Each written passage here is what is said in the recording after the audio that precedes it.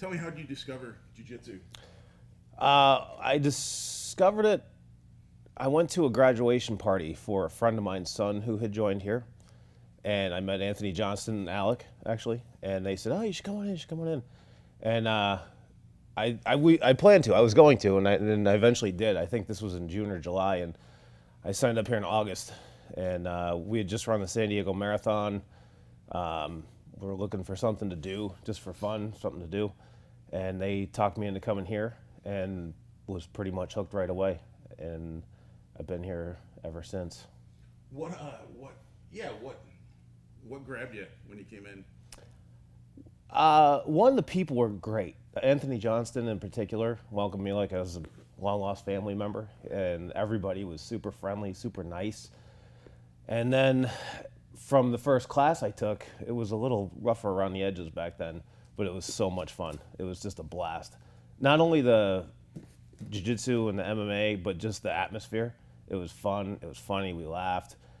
Physically, it was a lot of fun. It was mentally challenging because it was new people and it was a difficult thing to do. And so you take this really difficult thing and you make it fun, and it's a great combination because it's a challenge, but it's not frustrating all the time.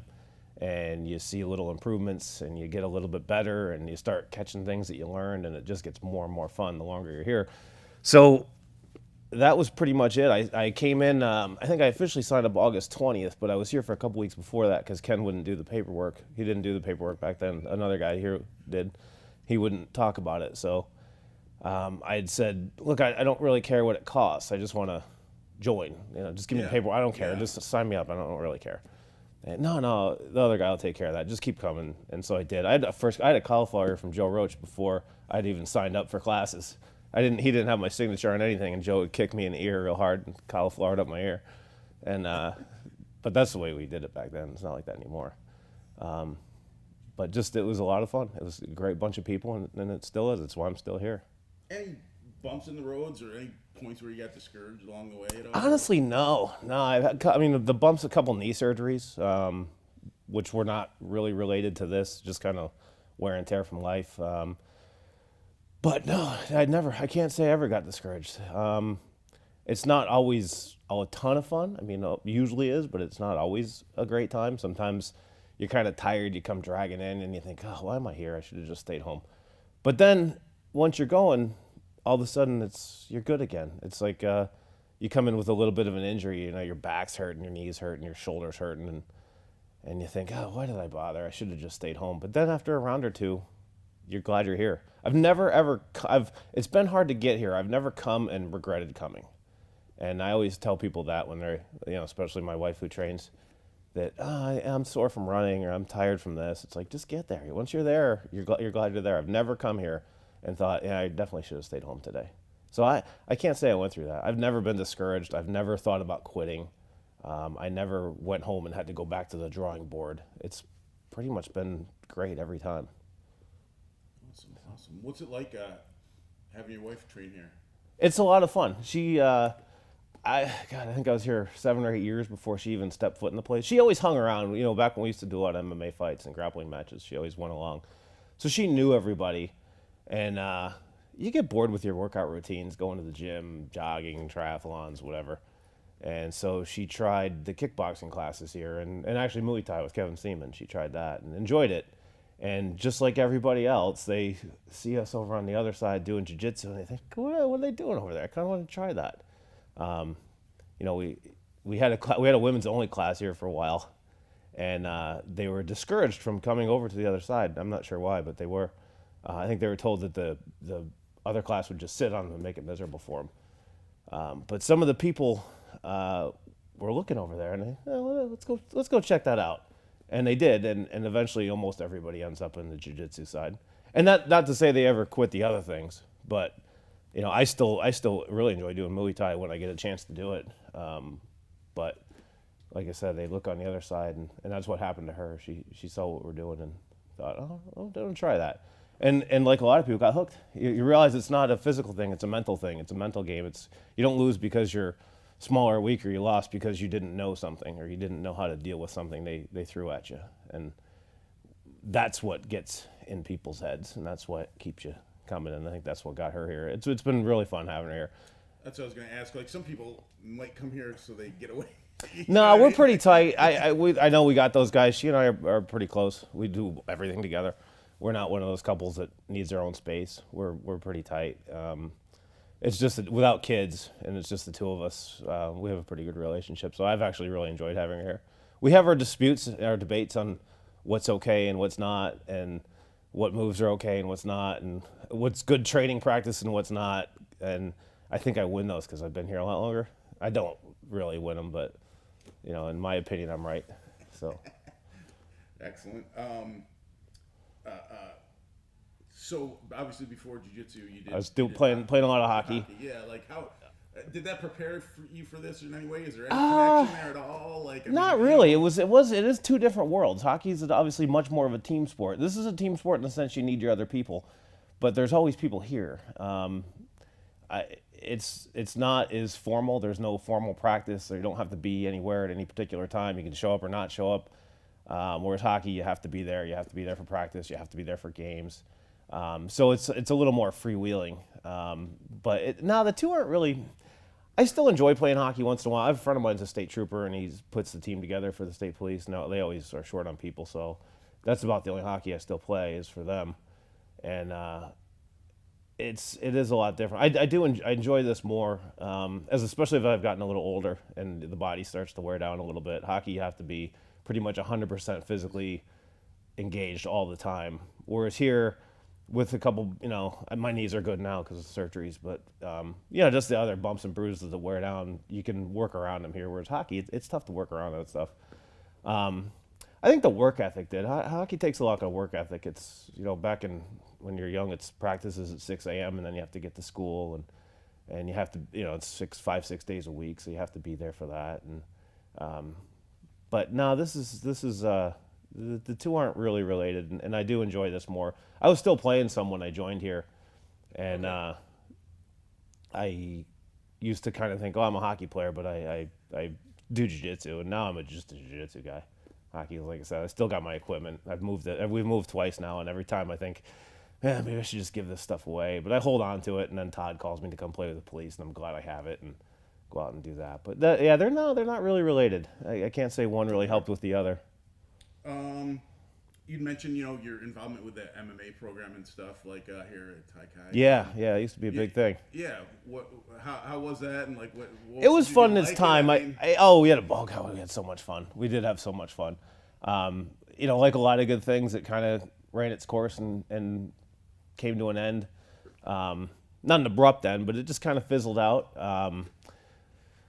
The whole game changed. We got older. The new people coming in weren't as interested in it. I think there was a perception that you could come in here, take 6 classes, and then go do an MMA fight. When people came in here and somebody like Kate or my wife Barb or Kevin McDougal at 120 pounds is kicking your ass, you realize, okay, this isn't what I thought it is. And I think to do the sport and the art right, you need to put your time in. If you come in and take 6 classes and hop in a cage, it's just a tough man competition. It's 2 idiots swinging as hard as they can, and the first one to connect wins. And it's just not respectful to the sport. I think that you have to have some training. And then the whole point of MMA was I take my training and you take your training, and we're going to see who trained better and who prepared for who better. And there's some strategy. And when you take that out of it, it just becomes just a fight, which isn't really that entertaining. I'm not too interested to see how that goes. But yeah, and I mean, back when we were doing it, way back in like 08, 09, 2010, when Mike Musatelli was doing Bellator, it was a good time. We had a lot of fun. We got to go to a lot of places, meet a lot of cool people. You meet all the people you see on TV. You get to go backstage. It's a good time. It was a lot of fun. But like I said, like a lot of good things, it got old after a while. It got old going to all these places to fight for $400 with 2 guys that had been here a year. They may win, they may lose. I don't know. I couldn't even tell you what the record was. I mean, Mike fought, I don't even know how many fights, and he's one of my best friends. I couldn't even guess at his record. I know it's okay, but I mean, to me, he won every fight. I know he lost a few in there, but it just kind of all blends into the past, and it takes a lot of time, and it takes a lot of energy, and it takes a lot of emotional investment, and like I said, it was definitely, it was awesome at the time, and I think we all just kind of did it, and we grew out of it, and now we're just all doing our thing here. I would do it again. I mean, I would get involved again if it became up. You know, if we had a couple guys that came in and really wanted to do that and wanted to put in the time and train, and but we haven't had that. That's the other thing. Guys now get so into jiu-jitsu that that's really what they want to do. So if we do get younger guys that come in looking to fight, they get wrapped up in jiu-jitsu, and then that's what they take to. You know, guys like Anthony and Kyle who has fought actually, they get involved in the jiu-jitsu side, and it gets so deep, and that's where you stay. You kind of lose focus on everything else. Yeah, and there's good opportunities to compete. Yeah, that's the other thing. Yeah, I mean, it used to be tough to find jiu-jitsu competitions. Yeah. IBJJF back when I was starting was not really a thing. I did it in 2010. Naga'd come around once in a while, but that was always a disaster. You know, Grappler's Quest is gone. Now they seem like they can run down to New York. Yeah, I mean, they're all over the place. Yeah, my friend in Ohio, this kid Emil Fisher, he competes like every weekend. I mean, there's always something out there. And he does Jiu-Jitsu Times, doesn't he? Yeah, he's a writer with them. Yeah, and he does a lot of web stuff. He does a key reviews fight. Did he fight, or did he have a match with Adder? He did grapple Mike. Yeah, I think Mike beat him with something in a no-gi match that Salmon put on. It was good. It was a good match. Yeah. Mike's just too big and strong, I think, and well trained. I mean, Emil's a good purple belt. Mike's a good brown belt. It's just sure. But yeah, no, he's and I've gotten to train at his place too, and that's the other great thing that's been really great about jiu-jitsu. I travel a lot. I was going to ask you about that. Yeah, and I've trained at, I mean, literally hundreds of places. And I've trained at the best places in the world, Marcelo Garcia's, Robert Drysdale's, Ryan Hall's. And I've trained at little closet holes in the wall with some black belt from some guy and 4 students. And they're always, it's always a great time. From Phil Migliorese's all the way out to the West Coast. Even, I was in... Cabarete, Dominican Republic with Kevin Seaman, and some guy starts yelling jiu-jitsu because I was wearing a jiu-jitsu shirt, and it didn't even register at first, and it was this guy Papo who runs the school down there, and we ended up training with him in Dominican Republic, which it was 2 blocks from where we were staying, and it seems like universally you're always accepted, you're always treated like a family member. I've trained at literally well over 100 places now, probably 200 different gyms around the country and around the world. And I can't say I've run into a place that didn't welcome me with open arms and didn't treat me like a long-lost family member and didn't just open the door, you know. Most places don't charge you. A few places do, and I'm happy to pay. I almost feel obligated to pay because a lot of these guys are doing this like on a shoestring budget. Although that said, 8-9 years ago when I first started traveling, a lot of guys that were in these little holes in the wall now are in big facilities with nice mats and showers and good locker rooms. And as the sport's grown, all these cities, like I said, it used to be some guy who got his black belt by doing seminars because there was no black belt in his state or even his region. And they would just, kind of like Ken did, roll out some mats and, we're the only ones here. And now everybody's moving to places like this. The sport's grown, but the traveling and going to different places that's the other thing that really kept me involved. I get a little bored sometimes if I'm home too long. And I don't mean that in a bad way, but just the people here know your game, they're your game, and it just becomes a who can defeat who kind of match. You know what I'm going to do, I know what you're going to do. Whereas when you go on the road and you're rolling with other guys all the time, stuff that doesn't work here works great, and stuff that works here doesn't work, and that sort of crushed my competitive spirit, because the fun thing about competitions was always you could find out where you stood in the world. It related to other people. You could find out what you're good at and what you're not good at. The holes in your game got exposed. The things you do well got highlighted. And that's why you did competition, at least part of why you did it. And traveling, I get the same thing every week. So I get to find out that, okay, I'm actually really good at this thing, and I have no way to stop what this guy's doing because I've never even seen that before, and it works really well. And so, like I said, it kind of crushes that drive to go out to do these competitions because I'm competing every week almost. And that's the other thing, you walk in, a new guy, bigger guy, upper belt, and all of a sudden everybody wants a piece. And that's fun. I like that. And they don't want it in a negative way. They're not trying to prove anything. They're just like, oh, we don't get guys like you in here all the time. Let's give this a try. Let's see what happens. So you end up going with this black belt and that black belt, and then this guy who's a 4-straight brown belt, and this guy just got his purple belt, and you end up getting sort of thrown to the wolves in a good way. And so again, it kind of highlights the things you're good at, and it definitely exposes the things you're not good at and things I need to come back here and work on, or go there and work on. Because like I said, there's things that I can get away with here that I don't get away with on the road, and vice versa. It goes both ways.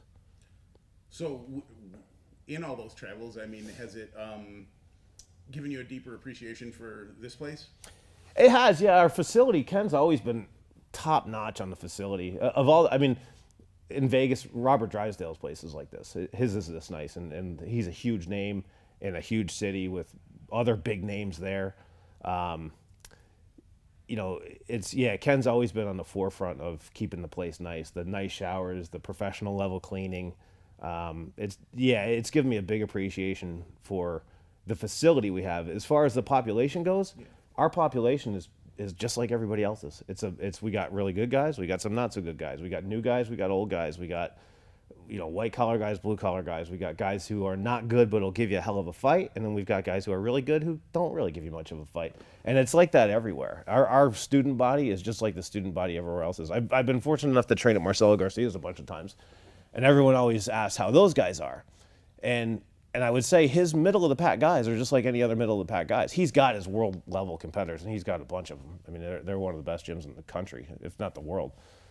But his 2-stripe blue belt, who's a Wall Street guy during the day and a 2-stripe blue belt when he's on the mat there, is the same as our 2-stripe blue belt. It's the same as the guy in Philly and the guy in Tampa and the guy in Tulsa, Oklahoma. There's no huge talent disparity in any of the gyms I go to. They all have their mid-level guys, they all have their high-level guys, and they all have their fresh guys. They all have their old guys, they all have their young guys. And the perspective has been really nice. So like I said, the facility has always been awesome. The student body, like I said, whether it's here, Philly, Florida, anywhere you go, is they're all the same. They're all friendly, they're all good.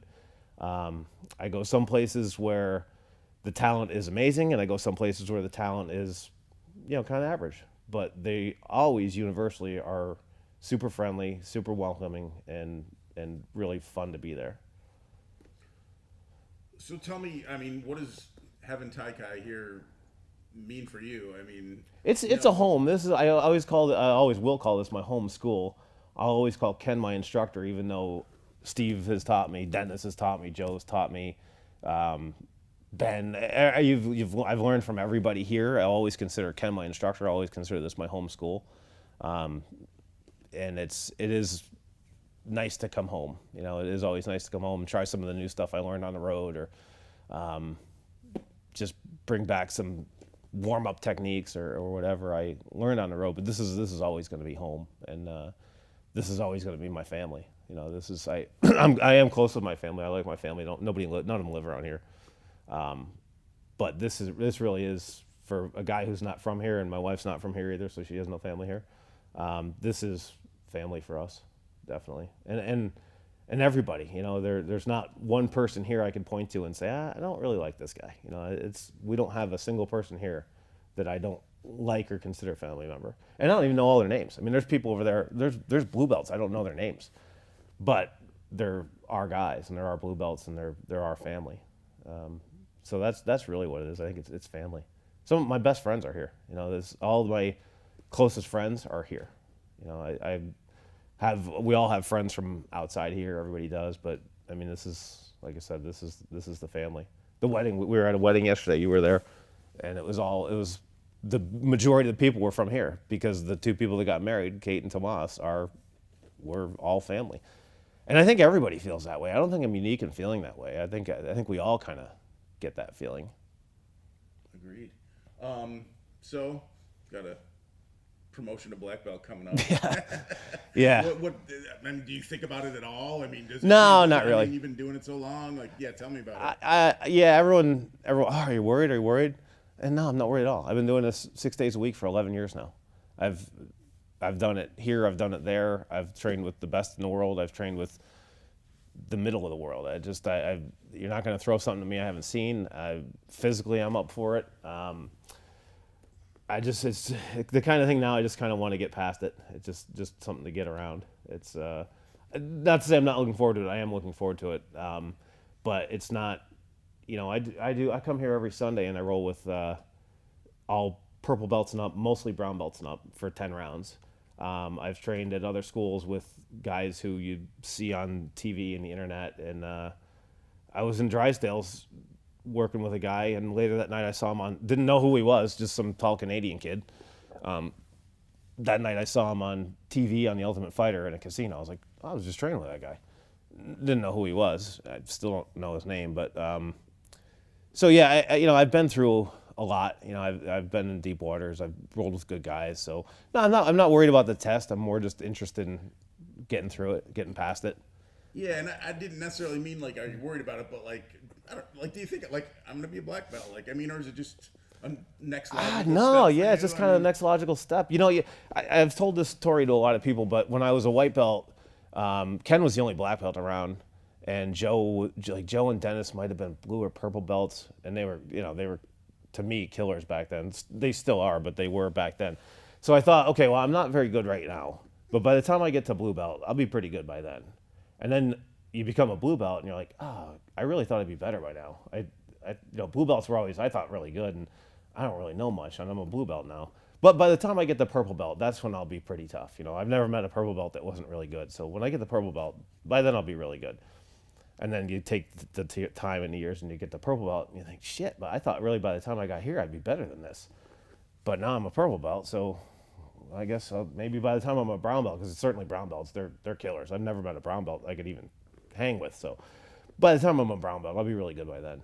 And now I'm a brown belt and gonna be a black belt, and still just feel like I started yesterday. I just don't know anything. As the further I've gone and the closer I've become the black belt, the more I realized how little I know and how much better I need to be at things. And I guess it's just probably always going to be that way. You're just never going to be as good as you want to be, and never going to know as much as you think you should, until you come across a guy like Phil Migleries, who just has an answer for everything. He hasn't been in the position 1,000 times that you're going to put him in. Anywhere you go, he's already been there 10 times. He's 4 steps ahead of you. And I'm sure even he thinks, like, I should be better. There's so much I don't know. And that's the thing that surprised me. And that's really what keeps you going.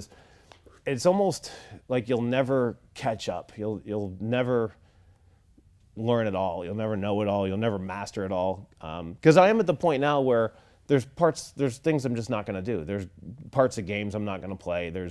You see something in a seminar and you right away think, okay, I'm throwing that out. I'm never going to do it.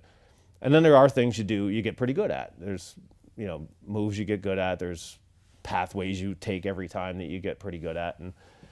And I used to think when they said, well, at black belt is when you really start to learn jiu-jitsu, I thought people were just being humble. But now I realize that really is the truth, that you don't really know much until you get here, and you still don't know much, but at least you know enough that you can start blazing a trail. So it's nowhere near an end. Oh God, it's not even. It's hardly the beginning. I literally feel like I started yesterday. Every time I slap hands and start to roll, I think, oh, what am I supposed to do now? And I always figure it out. And sometimes you win, sometimes you lose, and sometimes they figure it out better than you did. But I perpetually have always thought I'll be better. By the time I get to this next rank, I'll be better. And then you get to that next rank, and I guess technically you are better, but it just doesn't feel like it. Me today would win a match against me 10 years ago, but I don't really feel like I know much more. It's the road is getting paved faster than you're walking down it, and you'll never catch up to it. Things are evolving and things are happening and things are changing, and you learn a move and you do it for a few years, and then you kind of forget about it and it gets put away, and then all of a sudden it comes back and it's like a whole new toy. And like I said, you'll never catch it. You'll never get there. I don't think anyone will. The best guys in the world, I'm sure, probably think the same thing, that I should be better by now. I should be mastering this, and I just can't do this thing quite right. But they cover it up.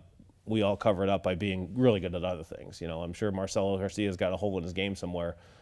he's just so good that nobody ever gets to see what that hole is. I'm sure if he knows what it is, but nobody else is ever going to find it.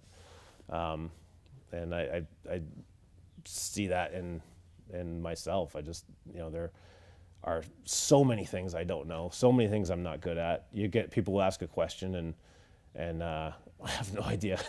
I'm almost a black belt and I have no idea how to answer your question. I don't know what you should do in that position. Don't get in it, I guess, is my only advice. That day, you're going to receive a black belt. Mm-hmm. You're going to go through, hour and a half of rolling. Yeah. Your friends and family are all going to be there to see it. Do you think of the day as kind of a special day? Yeah. I mean, more for everyone else. I've been doing this so long. I just kind of, it's just another step in the walk. But I think I hope it'll be for everybody else. It will be for me. Not to say it won't be for me, but I'm more happy for some of the guys getting brown belts because I know how hard they work. I'm just having fun. I've always just been having fun. To me, this has not been work at all. It hasn't taken any discipline to get here. You'd have to stop me from showing up somehow. So it's just kind of the natural progression for me. I'm more excited for some of the other guys. Like I said, the guys getting brown belt. Some of the guys, I don't know if there's any purple belts going out, but some of those guys who are getting close, I'm really more excited for them than I am for myself. And I'm happy to finally be here. It's a nice achievement. But again, I don't feel like I'm. I always thought a black belt is, okay, those guys know everything. They can do everything. There's no question they can't answer. There's no move they don't know. And now that I'm here, I realize there's a ton I don't know. And I just, like I said, the closer I've gotten to becoming a black belt, the further I feel like I am from being a black belt. Because there's just, the more you know, the more you realize you don't know stuff. So like I said, I'm kind of more happy for some of the other guys. But it's going to be fun for sure. We're having a big party afterwards for anybody who wants to come. And it will be a good time. And like I said, an hour and a half of rolling after all the takedowns. I think physically it will be a challenge. Not one I'm not up to. I'm very confident in my ability to get through it. But like I said, at that point, it's just kind of getting through it. Just get there, get it over with, get on. And like I said, I'm really happier for some of the other guys than I am for myself. Nice. Yeah. I'm good. Good. There was one more question from Dennis, but your wife was like, I don't know if you should ask. Oh, what's that? Besides your wife, who has the best boobs at Tai Kai? Oh, that's a good question. I don't know. Who's that's a tough question to answer. Yeah. Maybe Mike Palmer. Okay. Yeah, he's got some man boobs. Yeah. Rick Massetti. Yeah, Rick's no joke. He's got a nice set.